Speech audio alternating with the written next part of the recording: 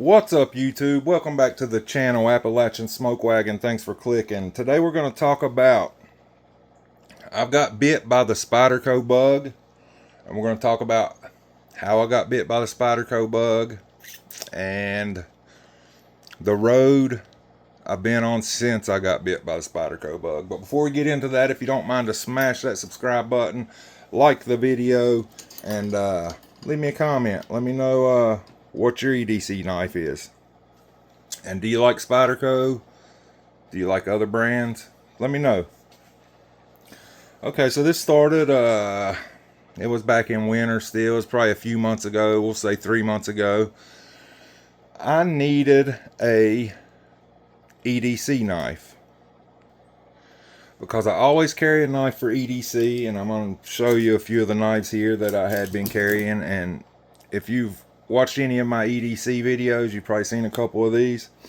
Now this one I really kind of liked. I've not seen another one of these, but I've not been a real big knife guy up till now, and I'm kind of getting obsessed or addicted to it. I really like the Spyderco thing. So, but I'm gonna show you a few of the more budget friendly knives I had been carrying, and had done the job just fine. Like this is a Kershaw. It's marked High Point Firearms. Just a good little knife. I carried this thing for over a year. Held a good edge. Kind of small for my liking. I've also carried this Cricket. Decent little knife, still a little small for me.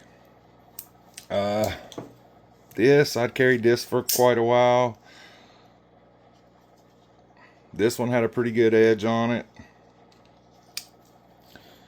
And I was like, you know what, I need a new EDC knife. So, and I'd had a Spyderco back in the 90s. I don't remember what I had, but I had traded up one, and I remember really liking it. So I started looking up Spydercos, and I seen the Grasshopper, and I was like, okay, like I could get into that. That's a pretty fair price. And keep in mind, I still knew nothing about blade steels, and I still really don't, but I've got a better idea now about it than I did then.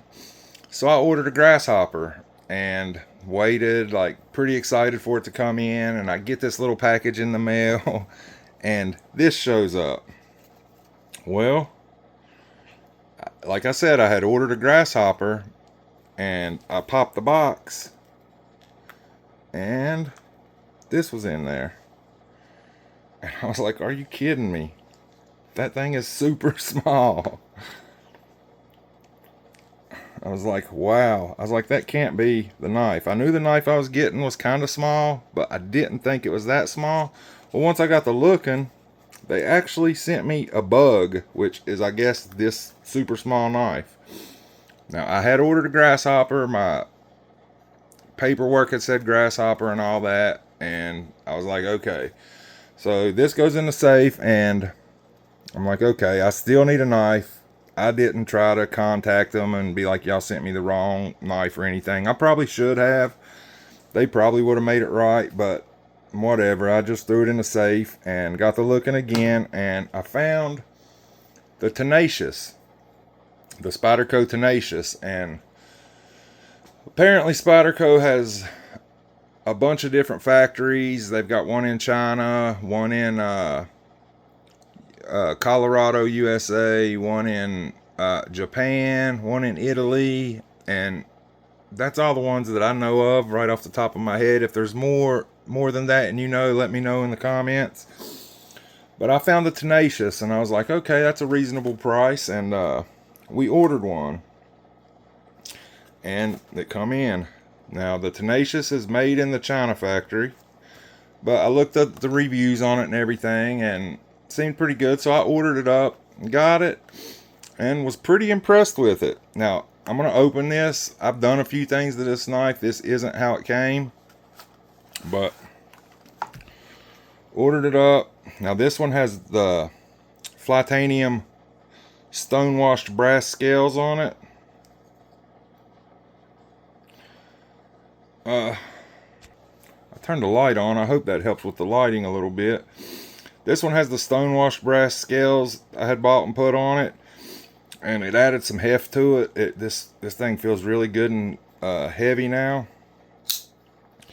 It's got the Spyderco hole. You can do the Spidey flick. You can flip it with your thumb. And I've been carrying this thing for about 2 months now, and it's still got a really good edge on it. I really like this knife, but this is the one that gave me the Spyderco bug. So then I started watching videos and looking at stuff, and I found the paramilitary 2. But first, let me show you. This was the scales that came on the Tenacious.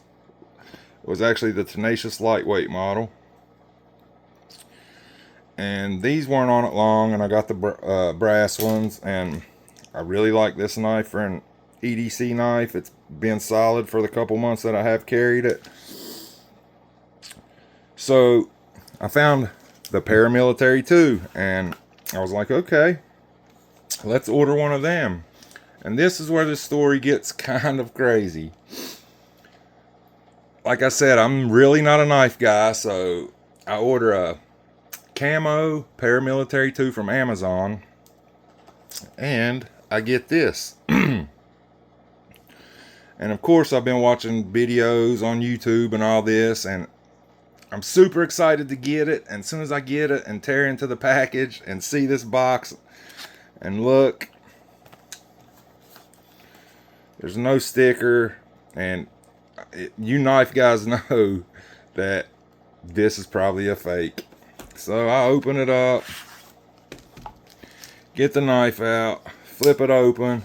It has super mad blade play, and it's a fake. Once I get to looking at it, I got sold a fake paramilitary 2 from Amazon. So I'm going to drop a video on that here soon. I'm not going to talk too much about it on this video, but and this was it was only like, the reason I got this one's because it was like $20 less than all the other ones, and I see why now, because it's actually a fake. Now I've since got this thing tuned pretty good for a fake. The blade centering's okay. For a fake, I guess it's okay. It's saying it is S30V steel. Who knows if that's really the steel they used in this. Now, it does have a really nice edge. It will shave. It will slice through paper. But still, it's fake. The logo's kind of wonky. Some of the lettering in Spyderco there is kind of wonky. You can just tell it's a fake. So I was pretty tore up about that. So immediately, I went to a reputable knife company online and ordered another one. And that's when I got this one. And this one is, see, it's got the sticker. This one is the paramilitary 2, the with the crew wear steel, which all the videos I've watched on this, the crew wears a super awesome steel. And I get it in and I fall in love with it. It's got the brown micarta scales on it.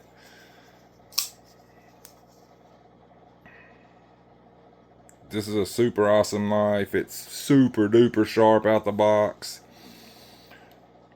And it's a authentic Spyderco. There's just little details on this that you can tell against the other one that I will show in another video, but I'm really in love with this knife, and I'll be carrying back and forth between the Tenacious and this one, and I'll do some update videos after I carry these for a while and just let you guys know how they're holding up. But I really like this knife here. And yeah, that's about it. One thing you can tell from the box, you can see how that line goes all the way up, and this one's kind of black. That's a dead giveaway of a fake Spyderco. So don't buy knives from Amazon. Don't learn the hard way like I did. Like I had to learn the hard way to not buy knives from Amazon. I'll just lay them all out right here real quick. Someone that had now, if I hadn't watched a bunch of videos and actually played with a couple Spydercos, I probably would have never even knew this was fake, and I would have thought it was super bad quality control when I got it. But it's definitely a fake, and yeah, I'm really tore up over that. But I just got bit by the Spyderco bug, and there's already a couple other models I've got my eye on, like the Mannix XL. I really want to get one of those. The Shaman looks really awesome. There's several other Spyderco knives I have my eye on, so be on the lookout, because I'm planning on picking a couple more up in the near future. So just keep an eye out, and just wanted to drop this quick video to show these knives off. If you guys want to see anything else with these knives, let me know. I'm going to upload a video soon about real and fake Spyderco and kind of show some of the signs between the two to look for, so you don't get duped into having a fake Spyderco. Because like I said, if I hadn't have watched all the videos that I had, I may have got this and thought, wow, this is a crappy Spyderco. Because like I said, when I got it, it had super bad blade play, and it still has up and down blade play. Like I can feel that moving right there, but there's really no side to side. And I have flicked this thing like a million times just to get this action to where it is, and it's nowhere near this one. And this one's not been flipped nearly as much as this one. I've had this one a lot longer. I just got this one a few days ago and have not really done anything to it. Just flicked it a little bit, and you can just tell from the action. Blade just falls right down. But anyways, that's my Spyderco story and me getting hit or bit by the Spyderco bug. Let me know if you guys carry what knives you guys carry for EDC. Like I said, for the next excuse me, for the next little while, these two are going to be my main EDC knives. I cut through a lot of boxes at work, and these things just melt right through the boxes. It's kind of cool. But yeah, that's my Spyderco story, the ups and the downs of it. But in the end, I'm kind of in love with these knives and kind of obsessed. And when I get into something, Katie bar the door, because before you know it, I'll probably have 10 of these things. So be on the lookout. And thank you guys for watching. Let me know in the comments what kind of blades you guys carry for EDC. Do you even like Spyderco? I know a lot of people think they're super ugly, where I don't. I think they're super cool looking knives. And they have a pretty cool story.